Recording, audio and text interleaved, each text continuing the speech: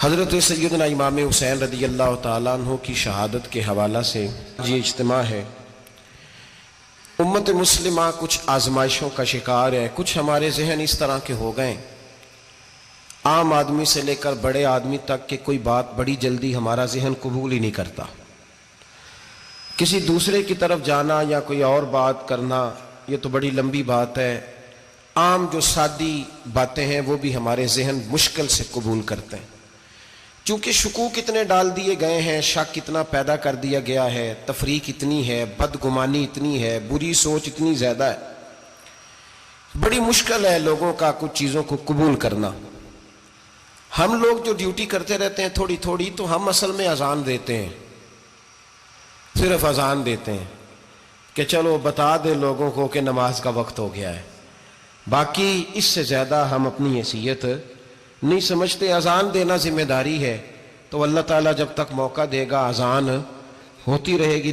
کچھ لوگ صحابہ کے بارے میں کمزور جملے بولتے ہیں، غلط باتیں کرتے ہیں، کچھ اہل بیت نبوت کے بارے میں غلط باتیں کرتے ہیں، یہ صرف سنی ہے جو حق چار یار کا نعرہ بھی کھل کے لگاتا ہے اور یہ نعرہ حیدری یا علی بھی کھل کے لگاتا ہے۔ یہ اللہ نے صرف ہمیں مقام، وہ الگ بات ہے کہ ہم لوگ سننے کو تیار نہیں، سمجھنے کو تیار نہیں کہ اللہ نے ہمیں مرتبہ کتنا عطا فرمایا ہے، یہ صرف ہماری۔ امام حسین کی شہادت کا کچھ تھوڑا سا پس منظر۔ شہادت ہمارے ہاں بیان ہوتی ہے اس انداز میں کہ لگتا ہے کہ کسی مظلوم بندے کو کسی نے پکڑا ہوا تھا تو وہ سارے اسے مار رہے تھے اور وہ منتیں کر رہا تھا کہ مجھے نہ مارو، اتنی ہائے ہائے کی جاتی ہے کہ محسوس ہوتا ہے کہ امام علی مقام بڑے پریشان تھے کہ کسی طریقے سے، اور ان کا خاندان بڑا تکلیف میں تھا کہ جلدی کہیں کربلا سے نکل جائیں۔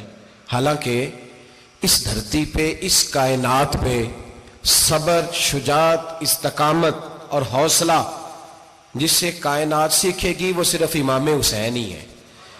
اتنے بڑے صابر آدمی کے بارے میں اس طرح کا رویہ اختیار کرنا کہ وہ تو گویا اس طرح کر رہے تھے کہ بس کسی طریقے سے میری تو یہ امام حسین کی مظلومیت سنا کے لوگوں کو اس طرح کا کر دیا جاتا ہے، یہ انداز بتایا جاتا ہے کہ شاید واقعہ کربلا رونے دھونے کا نام ہے، حالانکہ بات یہ نہیں ہے۔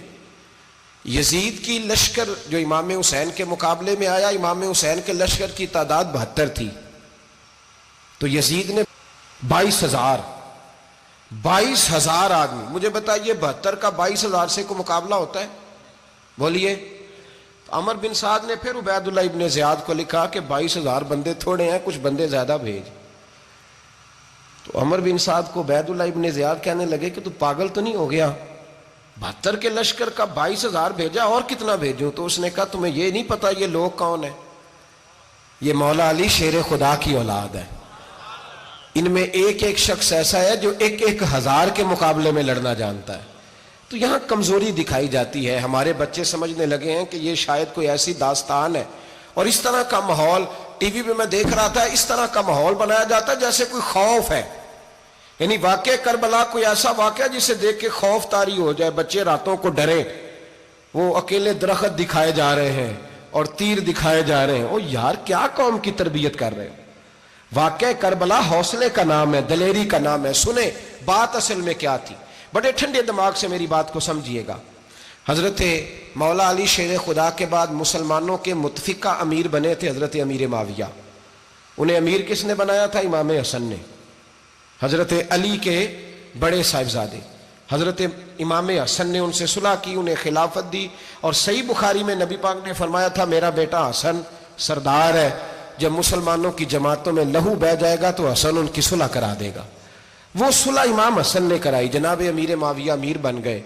حضرت امیر معاویہ رضی اللہ تعالیٰ عنہ بڑا پیار کرتے تھے نبی پاک سے، بڑا احترام کرتے تھے حضور کے خاندان کا۔ ان کی جو اجتہادی خطائیں ہیں وہ اپنی جگہ پہ موجود ہیں، چونکہ امام حسن نے ان سے صلح کر لی، لہذا ہم بھی ان کے بارے میں کوئی جملہ کہنے کے مجاز، ہماری مجبوری امام حسن ہے، اس لیے کہ جسے امام حسن صحیح کہے پھر امام حسن کے ماننے والے کو اسے غلط نہیں کہنا چاہیے۔ حضرت امیر معاویہ رضی اللہ تعالیٰ عنہ کا جب وصال ہوا تو حضرت امام حسن پہلے ہی ان سے وصال کر گئے، آپ کو زہر دے دیا گیا، آپ شہید ہو گئے۔ امام حسین موجود تھے، تو یزید کے بارے میں لوگوں نے کہا جناب امیر معاویہ سے کہ یہ ٹھیک ہے، مناسب ہے، اور بہادر ہے، دلیر ہے. وہ جو ہوتے ہیں نا خوش آمدی ٹولہ، ہمارے ملک میں جو اچھی خوشامد کرے اسے اچھی وزارت ملتی ہے، اچھی وزارت اسے دیتے ہیں. جو ذرا صحیح بدتمیز بھی ہو اور صحیح وکالت کرنے والا اسے وزارت صحیح دیتے ہیں.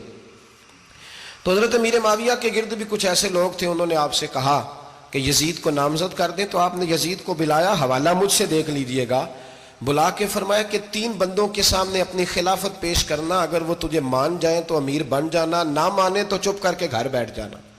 وہ 3 بندے کون ہیں؟ جناب عبداللہ ابن عباس، حضرت عبداللہ بن زبیر اور امام حسین رضی اللہ تعالیٰ عنہ. یہ وصیت فرمائی جناب امیر معاویہ. ہوا یہ کہ یزید جب امیر بنا نا، 2-3 چیزیں ہوتی ہیں جب کسی بندے کو قابو کرنا ہوتا ہے، 2-3 4-5 چیزیں ایسی ہوتی ہیں جس سے بندہ قابو آتا ہے. تو اس نے بھی فوری طور پہ، یزید نے دیکھا میرے لیے مسئلہ کیا بن سکتا ہے. ولید بن عتبہ اس وقت مدینے کا گورنر تھا. یزید نے اس کو خط لکھا کہ امیر عرب کا رواج آج بھی ہے کہ جب تک نئے خلیفہ کی بیعت نہیں ہو جاتی پرانے کے انتقال کی خبر ہی نہیں دیتے، اس کو رکھے رکھتے ہیں. یہ ان کا طریقہ ہے. وہ کہتے ہیں کہ ولی عہد اچھی طرح قبضہ کر لے پھر بتائیں گے. حضرت امیر معاویہ کا وصال ہو گیا، بتایا نہیں. یزید نے اب کیا کیا، چونکہ بڑا چلاک آدمی تھا، بڑا شاطر تھا، بڑا تیز تھا، بڑا عجیب اس کا مزاج تھا. یہ چلاک لوگ زندگی میں ہمیشہ دھوکہ کھاتے ہیں، چلاکیاں انسان کو گراتی ہیں اور اتنا منہ چھیل جاتا ہے کہ منہ پہچانا ہی نہیں جاتا. بندہ اپنے آپ کو رب رسول کے حوالے کر دے تو اللہ بڑی بہترین جزائیں عطا کرتا ہے. یہ لوگ تیزی دکھاتے ہیں بعض. تو یزید بھی تیزی دکھانے والا تھا. اس نے ولید کو خط لکھا کہنے لگا کہ فوری طور پہ عبداللہ ابن عباس کو بلاؤ اور اسے کہو میری بیعت کریں. یہ جو بیعت ہوتی تھی نا، یہ بھی سن لے کیا ہوتی تھی. یہ بیعت حلف ہوتا تھا، حلف کہ میں اللہ رسول کے نام پہ حلف دیتا ہوں کہ میں یزید کی اطاعت کروں گا، میں اس کے خلاف کوئی بغاوت نہیں کروں گا. یہ بیعت لوگ سمجھتے ہیں کہ بس ہاتھ پکڑنے کا نام بیعت تھا. اس بیعت کا متبادل جمہوری ملکوں کے اندر ووٹ آیا ہے، اس کا متبادل لفظ. تو کہا بیعت کرے. حضرت عبداللہ ابن عباس کو بھی بلاؤ، عبداللہ بن زبیر کو بھی بلاؤ، امام حسین کو بھی بلاؤ. امام حسین آدھی رات کے وقت بیٹھے تھے مسجد نبوی میں، چونکہ 5 نمازوں کی آپ امامت کرتے تھے. ہن اللہ خیر کرے جڑا نماز پڑھائے ہو مولوی تو جڑا ٹل پائے ہو پیر، جڑا مہینہ نہ نہائے چھوٹا پیر تو جڑا 6 مہینے نہ نہائے ہو بڑا پیر. کہتے بابا پہنچے ہیں، کڑے چھڑے جو پہن لیے. بھائی امام حسین تو نمازیں پڑھاتے تھے، مولا علی تو نمازیں پڑھاتے تھے، مسجد کے خطیب تھے. اب اس کو تو مولوی کہہ دیا جاتا ہے بیچارے کو. تو ملنگ کون ہوتا ہے جی؟ کہتے جڑا کپڑے کٹ پائے. کیا تماشا ہے، قوم جدھر دل کرتا ہے نکل جاتی ہے.